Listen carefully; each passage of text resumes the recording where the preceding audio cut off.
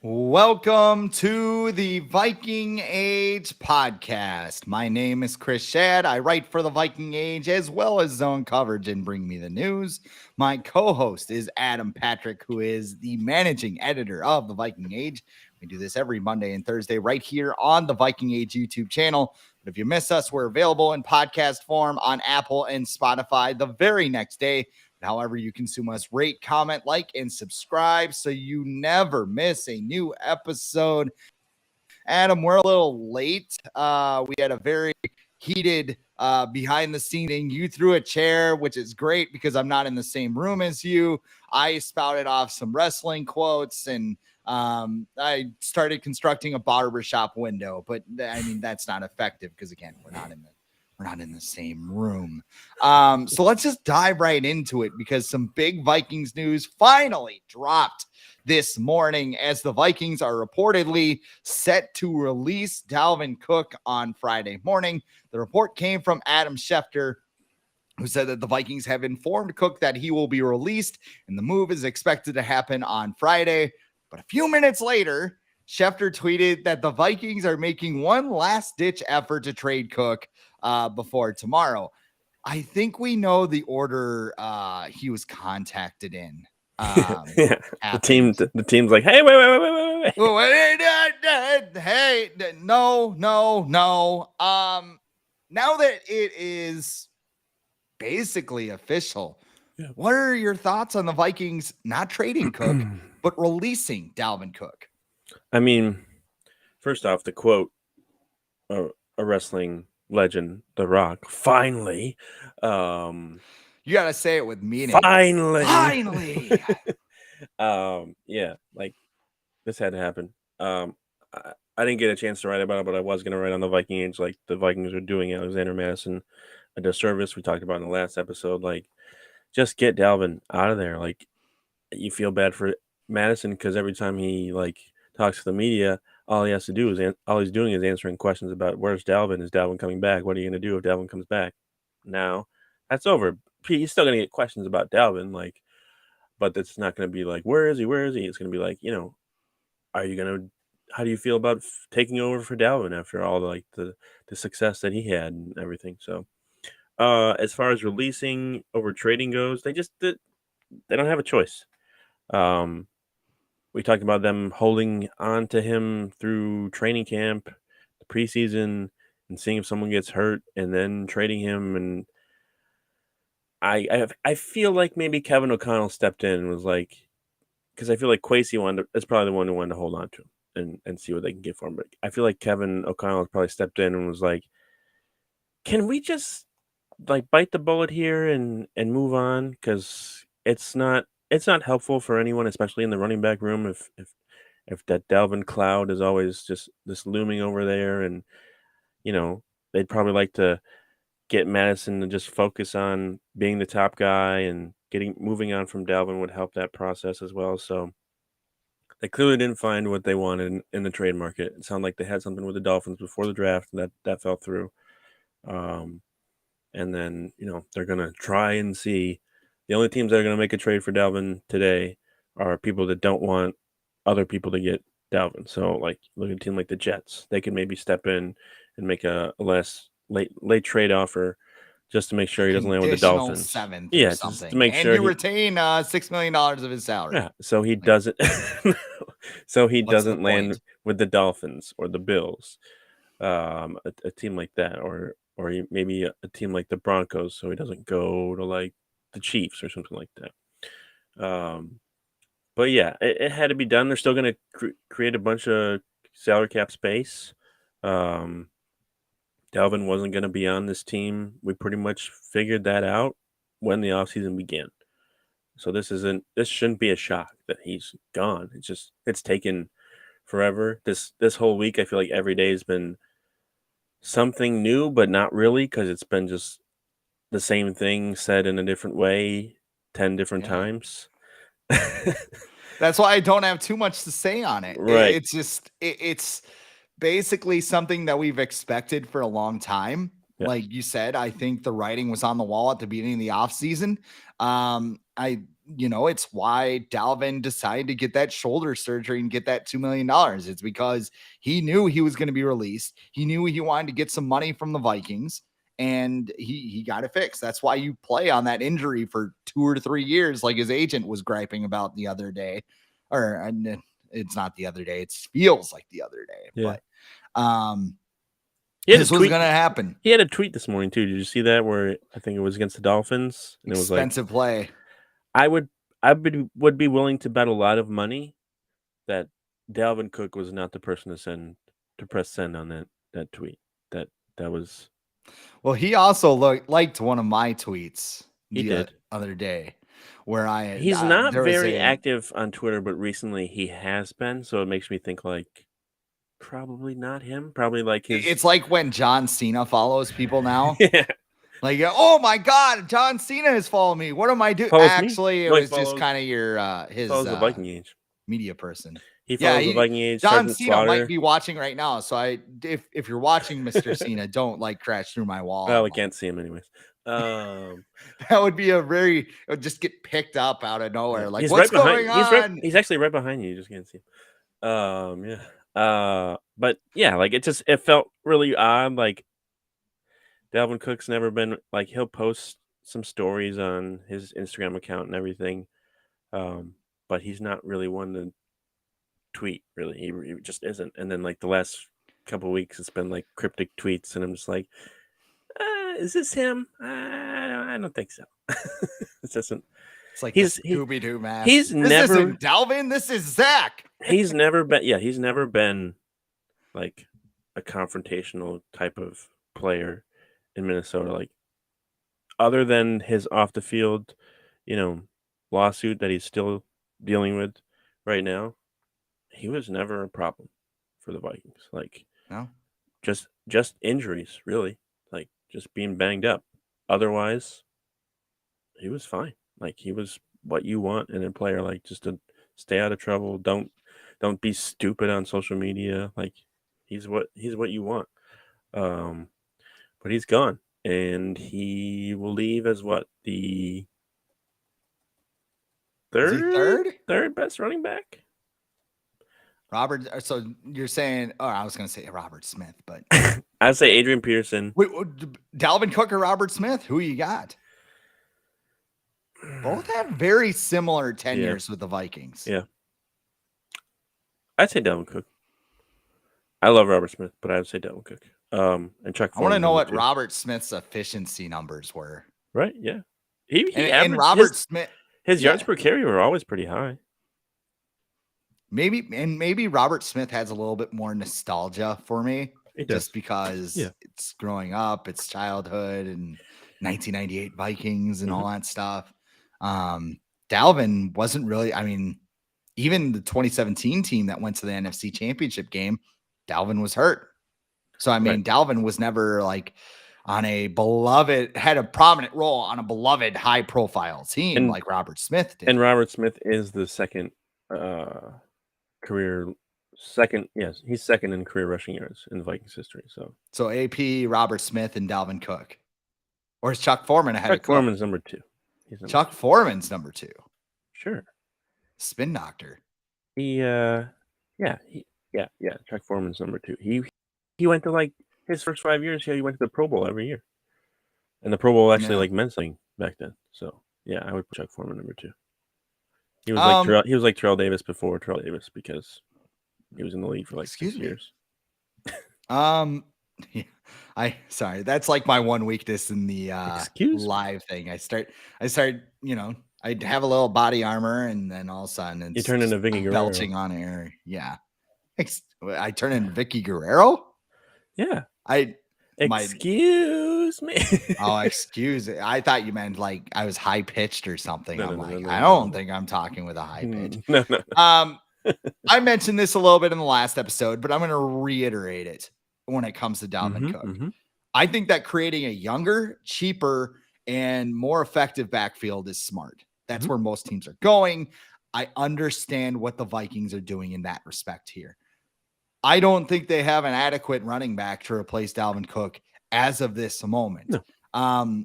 with Alexander Madison, this is like hot girlfriend syndrome, right?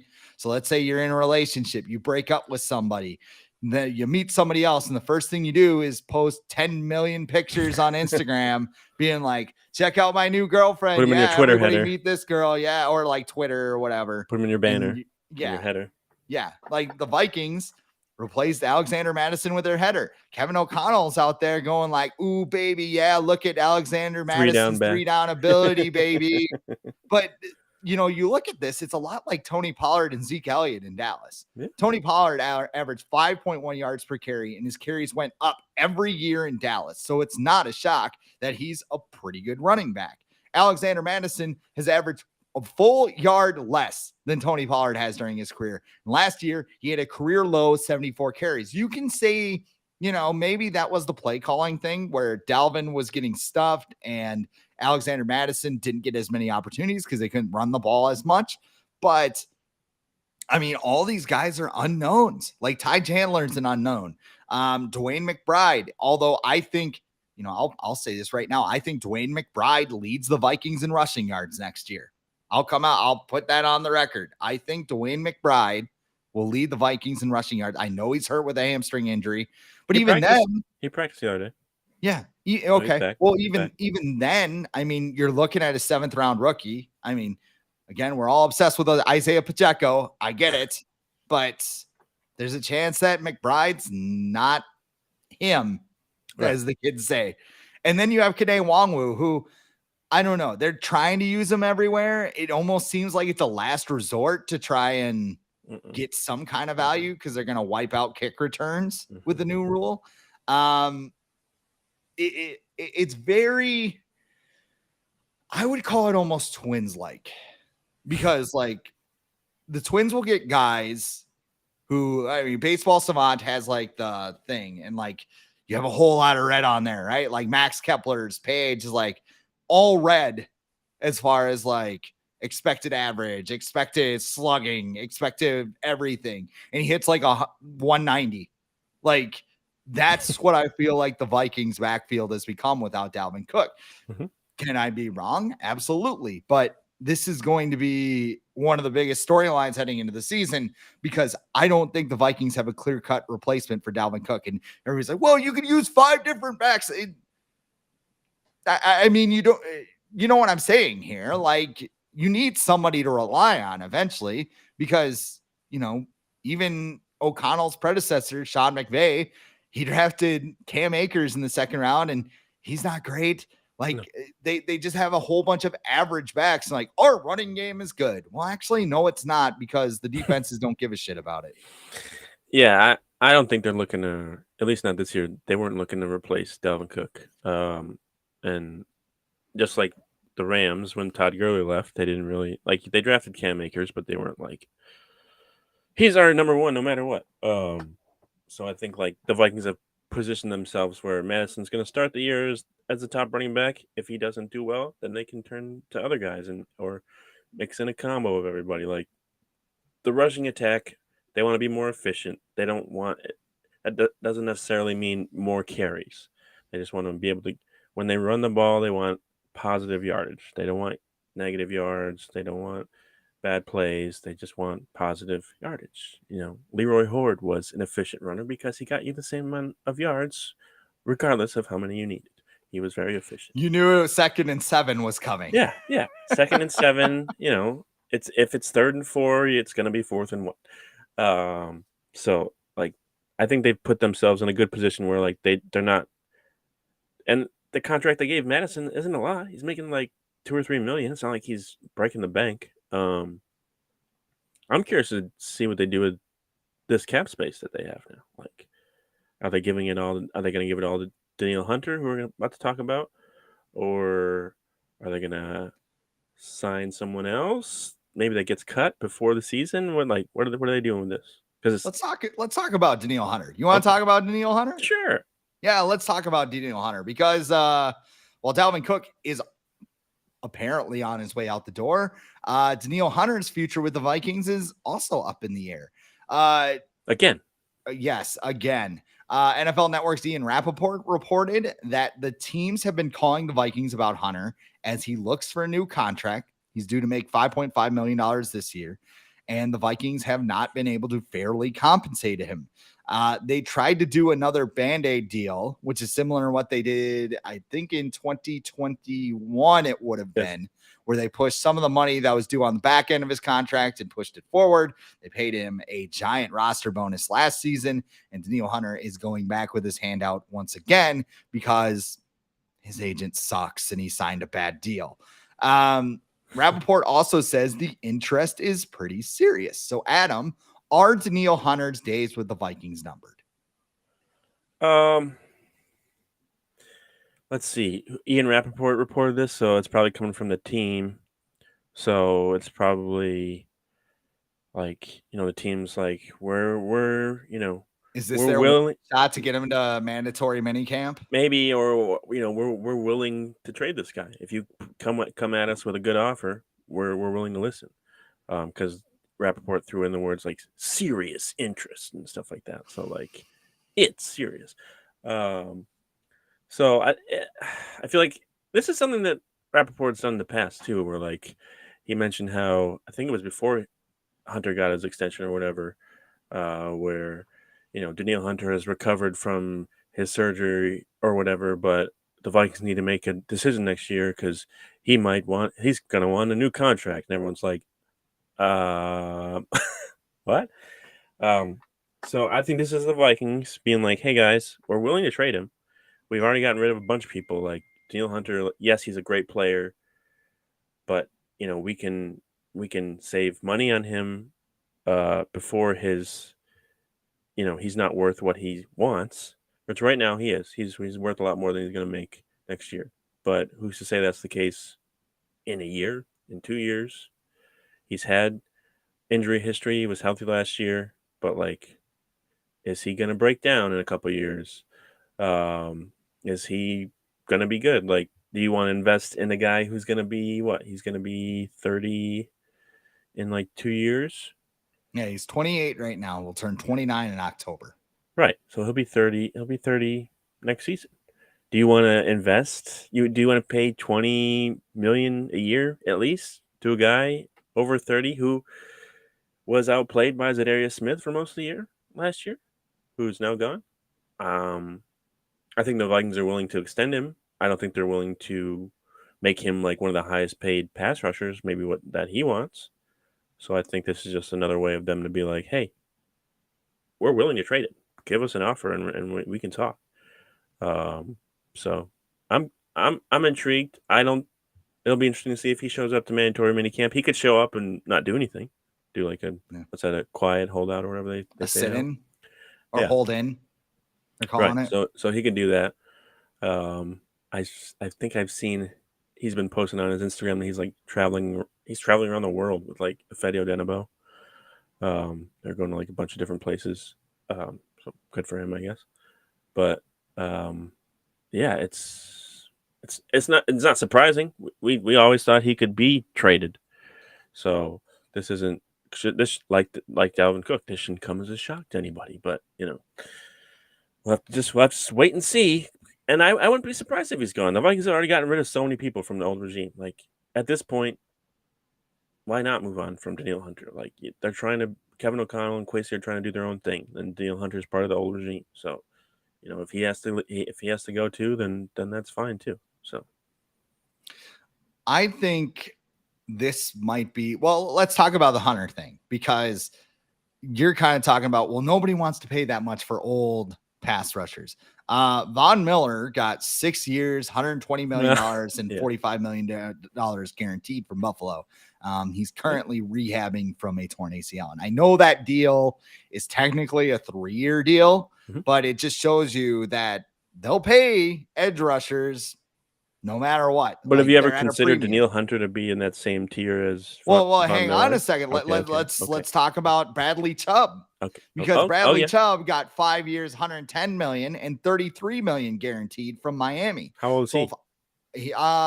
He's younger, right, than Danielle Hunter, but he's not as good. Right. Like that's the thing here. Yeah. If I'm Danielle Hunter and his agent, I'm sitting here going like, okay, Bradley Chubb got more and Von Miller just got paid more. And he's like 32, 33 years old. My client's 28. He just got 10 and a half sacks in a season where he didn't know what he was doing. Yeah. He is recovered from his injuries. He is one of the best edge rushers in the league. And if the Vikings don't believe that, like, they are best to move on from a long-term perspective. And, you know, I think this is like, I'm trying to decide which direction to go here, because I think if you get rid of Danielle Hunter, you're tanking or you're rebuilding. I don't want to say tanking, because you're not tanking, because tanking would be trade Justin Jefferson, trade Christian Darrisaw, trade TJ Hawkinson, get them picks and go full Bears, right? But keep Kirk Cousins. Yeah, you keep Kirk, just ride it out and have him burn $28 million on the cap next year. Like, I think that if the Vikings were to trade Danielle Hunter, this becomes an official rebuild, and the Vikings got to ask themselves a lot of questions. Like, do we really want to keep Kirk now? Do we want to call San Francisco and be like, let's finish off the greatest love story in the NFL that has never been completed? Mm-hmm. Kyle Shanahan reunited with Kirk Cousins, you know, meeting in the, I was going to say kissing in the rain, but hugging in the rain, like The Notebook, you know, kiss. Maybe, I don't know. 2023. We're good. Yeah. I don't think Kirk would like him. Kirk would, yeah. Hopefully his dad's not around when that happens. That's for another podcast. Yeah. Anyway, like here's what my problem with all this. Let's just talk about this, because I'm kind of thinking about, you know, stream of consciousness thinking here. Kwesi tips his hand an awful lot, doesn't he? Because it just seems like everybody knew Eric Kendricks was going to get released. Everybody knew Adam Thielen was going to get released. Everybody knew the Vikings didn't want to pay Dalvin Cook. And now everybody knows, like, that's the thing with this report. Everybody knows the Vikings don't want to pay Danielle Hunter. So are teams going to call with lowball offers and like, well, at least you're getting something for them, right? Yeah. That's kind of been your thing.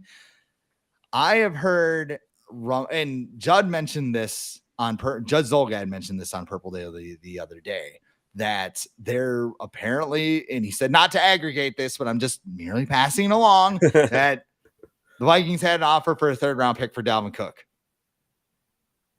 I don't know. That seems like from the Dolphins. And if that happened, what are you doing, dude? Yeah, what are you doing, Kwesi? What are you doing? Yeah, like, phone that deal in. But you also have, you know, some of the other things, like drafting a safety in the 1st round last year, drafting a guard with the next pick. Then this year, you know, you're thinking about trading down, and even Kevin O'Connell sitting there just kind of like, dude, take Jordan Addison. He's a day 1 starter. What are you doing? Yeah. And I've heard from sources that say that ownership isn't exactly sold on what Kwesi is doing, but they absolutely love Kevin O'Connell. Yeah. So, I mean, I think this hand tipping thing. Wait, your sources or Judd? I've talked to, Judd mentioned it a little bit. Okay. I talked to another person that said, you know, maybe the Wolves aren't exactly on board here. Okay. So I can understand that, because it seems like Kwesi has like this vision in his head of how he wants things to go, and then they don't go that way. But he's like, well, let's just wait out a little longer, see if it'll happen, and it doesn't happen, and then he's forced to like kind of like, you know, dig his feet in and be like, no, we're still gonna do this, and then it's like, but it's not gonna happen. So like, just bite the bullet and get rid of it. Like, I think Kevin O'Connell's noticed that too. Like, hey, dude, like, because it's, you watch those draft videos and it sounded like Kwesi just wanted to, like, he wanted to trade back. He wanted to trade back and get more picks. And Kevin O'Connell's like, no, we need a number 2 receiver. He's right there. I want this guy. Get him. Yeah. And so maybe O'Connell's getting, and these two it's their 2nd year of working together too. So maybe they're, you know, collaborating more this year on personnel than maybe they were last year, where it was probably mostly Kwesi's decisions last year in terms of personnel, because Kevin went right from the Rams into the Vikings. He had to worry about hiring a staff. He had to figure out his offense. He had to like everything was just, he had a lot to focus on just becoming a head coach. And this year his head is not exactly like he's not running around with like a chicken with his head cut off this year. He pretty much knows what he's doing right now. He gotten in a groove. So maybe this year he has a little bit more say in some of the personnel decisions that they're making. But yeah, I can see the Wilfs not being like what are you doing, man? Like Well, and especially look at the guys he got rid of. Like Oh yeah, franchise, yeah, yeah. cornerstone, Ring of Honor type players. At the Adam same Thielen, time, Eric though, Kendricks, Dalvin Cook. Kwesi probably got rid of those guys later than he should have. Like Correct. Thielen should have been gone last year. Kendrick should have been gone last year. Peterson probably shouldn't have re-signed. Like a lot of these guys should have been gone earlier. So Wait, what do you get for Dalvin Cook if you trade him last year? Right. What did you need to extend Kirk Cousins another year? Like did you need to give Adam Thielen a raise? Right. But then he's done other things. He traded for TJ Hawkinson. He's had some good later round picks. Like Brian Asamoah is probably going to make a bigger impact this year. Caleb Evans, I don't think a lot of people assumed he was going to do much last year, and he was good when he wasn't hurt on the field last year. And Ty Chandler's looking like he could have an impact. The Lewis Cine pick is still questionable. Andrew Booth's still questionable. Like those guys, if you've seen any like the mini camp little blurbs, doesn't sound like those guys are really any further along than they were a year ago, which is not great. I don't know about Eddie Ingram. It's hard to tell in OTAs because not really doing much offensive line stuff until they put the pads on. You can't really tell. But yeah, the jury's still out on Kwesi. This is his first GM job too. Like last year was his first ever year being a GM, and a lot of people I feel like assumed like he was going to come in and be like this guy who's always been a GM and he's going to get everything right. And like I see yesterday, like people talking about like, oh, what's Kwesi going to get for Dalvin? Like 2 7th rounders and then pay for half his salary, which is funny. It's not accurate. It's accurate, but like he's figuring it out on the fly, and that's what the Vikings decided was best for their organization. If they have regrets now, that's on them. But I don't think he's doing a terrible job by any means. But is he the best GM? No. But he's also still figuring things out. So I'm gonna give him the benefit of the doubt. Joe Banner, who is the former Browns and Eagles CEO, wrote on Twitter this morning, not every move the Vikings are making will be the right one, but the approach is what every turnaround that had significant long-term sustained success is the model they are using. I'm not sure if that's English, but it's GM talk. It's GM talk. Yes. It kind of makes my head explode. He said when he first came, he said, we're going to do a competitive rebuild. So we're going to keep some guys, we're going to keep Justin Jefferson. We're going to keep Christian Darrisaw, as they should. We're going to keep Kirk Cousins if we have to, which they've done. So they're going to stay competitive in an NFC that's not very strong. So like a lot of people are looking at this like, oh, now they're not going to be a contender. Why not? Who like the Eagles are going to be better than them. Maybe the Niners, maybe the Cowboys, maybe the Lions. Okay, that's 4 teams. Okay, that's like they don't have to be amazing next year to be good in the NFC. But can they beat the Eagles? That's the problem here. It's like if you can't beat or the Niners, like maybe the Niners because of their quarterback issue, but the rest of that team. But I don't think they're focused on that. I don't. Everyone's like, oh, they won 13 games last year. And then why? So then are you just focused on winning 7 games at this point, or are you focused on 2024? Like if you're focused on next year. Focus on next year. Yeah. And I think there's only so many things they can do. Like they're not going to get rid of Kirk Cousins for pennies. They're not going to get rid of this guy for pennies. Like they're not going to be stupid. Like Danielle Hunter, I don't expect him to be traded. I would say that he's going to still be the Vikings. I think they should give him like a 1-year kind of prove it type deal. He's not going to want that. But then you give him the opportunity to be a free agent in 2024 and figure out what he wants to do. I think one thing that I remember reading, and I think it was Mike Rizzo, he might still be the Nationals GM, but he was talking about, or I can't remember who wrote it, but it was something about the Nationals, like when they were rebuilding and getting Bryce Harper and Steven Strasburg and Soto. I think Soto. Yeah, I think Soto was an international signing. So but Harper and Strasburg Yeah, were like tank operations to go get blue those chip guys. prospects. Yeah, Yep. It was about when you're rebuilding, it's about kind of making cosmetic moves to appear that you're moving forward, right. but actually building towards the future underneath it. So like there's like an underbelly that you're cooking, to put it that way. The Vikings kind of have that going with signing Byron Murphy to a 2-year deal, signing Marcus Davenport to Yeah, a 2-year deal. It feels like 1 year, Kwesi is 1 year for Davenport. yes, it feels like Kwesi is cooking this underbelly that at some point everybody's going to see it, but Yeah, we don't know if it's good, and we don't know if like the Wilfs and O'Connell have the patience to go through it. I mean, you're kind of seeing the dynamic where Zimmer and Spielman became like mortal enemies at the end, mm-hmm. right? The GM had one idea, and the coach is like, but I want to win games. Like, because usually the GM outlasts the coach in any situation. So the coach is like, hey, if I lose games, like I gotta go to the Wells and be like, so why'd you only win 5 games last year? Well, you see what happened was Well, Kwesi did it. do we think Mike Zimmer was more? Maybe Mike Zimmer was more frustrated with ownership than he was That could be too. with Spielman, and Spielman's just like, this is what I But have I to don't do, I man. don't think Zimmer ever wanted to like tank. No, You know what I he mean? never did, because he Yeah. knows if he tanks, he gets fired. Every Right. coach knows that. Like, no, That's why that last game he coached. That's look why at he Brian coached to Flores. He win. was like, no, I'm not tanking. You're gonna fire me. Right. So like yeah, every coach knows that. Like, unless you're in like your maybe first or second year, no coach is gonna be like, yeah, let's lose as many games as possible. Like the Bears coach last year, probably like, sure, whatever. Like, let's just do it now, get it over with, and we'll figure it out later. But yeah, I just uh, like, what's the kind of difference between what the Vikings are doing and the Steelers? Because I feel like the Steelers are kind of doing something similar, where like they got rid of Le'Veon Bell, they got rid of Antonio Brown, they got rid of Ben Roethlisberger. Like they're kind of doing the similar thing where like they're not terrible, they're not great, they're in the middle, and they're kind of rebuilding little by little. They got their quarterback, they got some other building pieces. They have veterans like T.J. Watt, and other guys.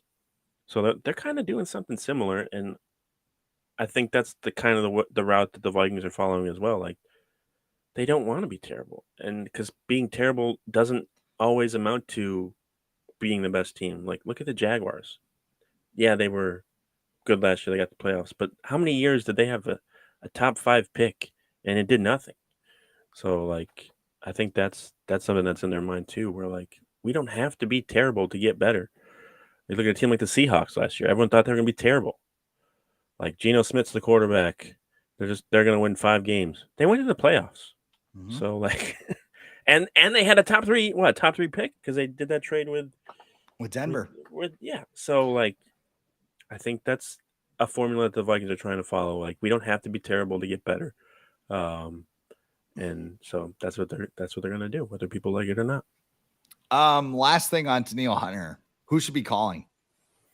Like if the Vikings were to trade him, well, I've seen a lot of 49ers steam. You got to think about who has money, because the Niners don't have any money, because you're gonna have to sign them to a contract too. The Bears have money, but the Vikings are not trading. No, I mean that would be a great reason. Now that would be a reason to blast Kwesi. Yes, he's good traded. news. We got rid of him. We have to play him twice. Yeah, good luck, Kevin. That's not ideal. Let's see, cap space wise, the Panthers have a bunch of cap space. That would be interesting.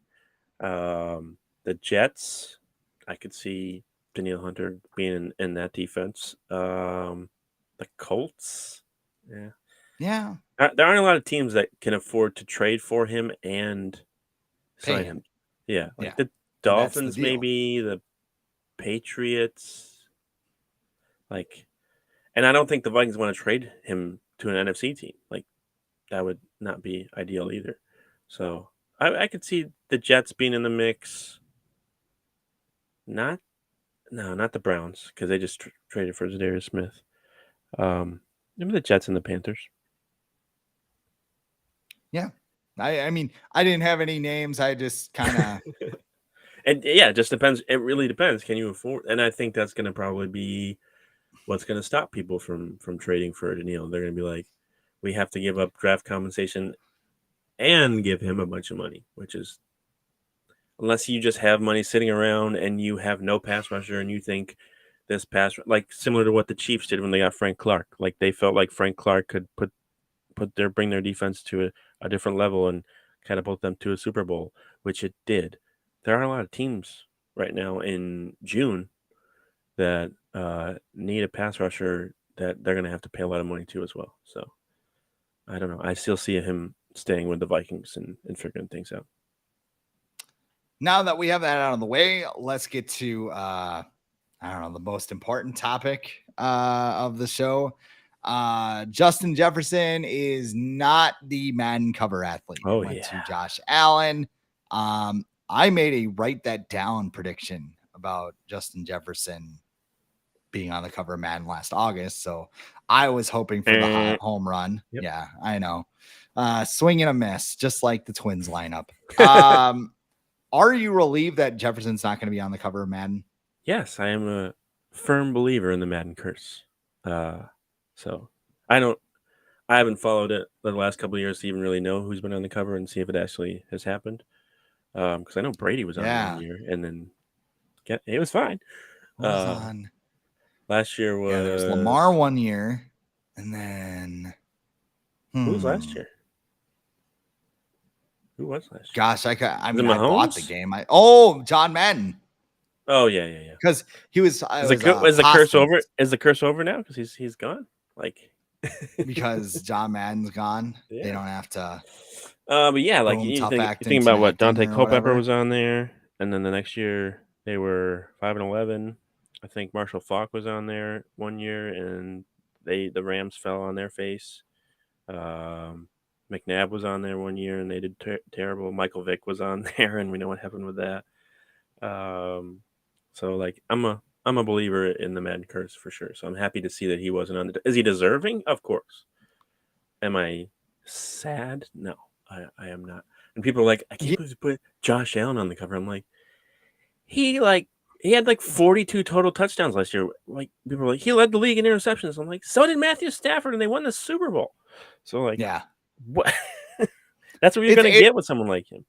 It's whatever. It's kind of like when people got mad that Justin Herbert won the Rookie of the Year award over Justin Jefferson. It's like, I'd rather have Justin Jefferson go to the playoffs, go make a deep run. Yeah. Be upset about it. Use it as a chip on their shoulder. I think in terms of like cool factor, Josh Allen doesn't have the same cool factor as Justin Jefferson, which is why I kind of thought that he would be on the cover, but we're all skating around the real issue. Madden sucks. It sucked. Did you see the trailer? A decade. I did see the trailer. Kirk Cousins it looks like every other year. Well, did you see the Kirk Cousins like shade at he got he intercepted and then he was in like Micah Parsons' face, like trash talking. I'm like, was this necessary? They chose violence. They watched the Dallas Vikings game last year. And of course, you got the Kirk stands like, if you don't think there's an agenda against Kirk Cousins, then watch this trailer. I'm like, they're just having fun. Who cares? They're picked. They probably just threw two random guys together. Like, okay, Michael Parsons, he's a star, and let's give him Kirk. Most of the people who make those video games don't watch the NFL. Yeah, don't watch the NFL. Like a lot of them are. Well, it shows because they can't get a football sim right to save their life. I did see that they didn't even change the Cardinals uniforms in the trailer yet. So that's awesome. Like people are like, how are we supposed to believe that they've changed stuff in the game when they haven't even changed the Cardinals uniforms in the trailer yet? They did say they were bringing back the training camp mini games, which I'm kind of excited about. That those were a staple like rushing attack time ago. Yeah, like rushing attack and like tackling dummies and whatever. Yep. But I mean, if I drop back and throw an interception every time, I just try to throw it to Justin Jefferson. Granted, like I'm stubborn when I play games. Like I am throwing this pass, I am going to see if it works at bullet pass and whatever. So maybe I need to be better when I play that. But I mean, the gameplay just hasn't been fun. The, actual game itself, like playing a game during a season, it doesn't feel important or different or whatever, especially as you get towards the playoffs. Yeah, I mean, I think I'll be just grinding NCAA 14 until the college football game comes out. And that's kind of scaring me too, I saw that. because they don't have the rights to Notre Dame yet. Oh wow! which is why I think they delayed it, because and the players are boycotting too. I saw that. The players are boycotting? They had a bunch of college players are boycotting, like, to have their likeness or whatever in the game, because they're only getting $500 and they want more money. So there's a holdout. Kind of, yeah. And I'm just but I mean, having the players in the game isn't important to me. No. It never has been. We have dark overlords of the internet who just update their rosters anyway, and then you play with, and it never has been like important in that kind of game. Nobody ever played it because you're like, oh, I want to be, Reggie Bush in NCAA. Yeah. Like, okay, they made number 5 on USC, like RB 99, number 5, yeah. But and they had number 15 on Florida, and he was amazing. But they never put their names on it. And yeah, like you said, there's people who will just create a patch or a download thing where you can just download their names and put them in there anyways. So like, if I was EA, I'd be like, okay, cool. We'll just change your number, and then people can do it themselves, because we know that everyone's going to do it, and they're still going to buy it.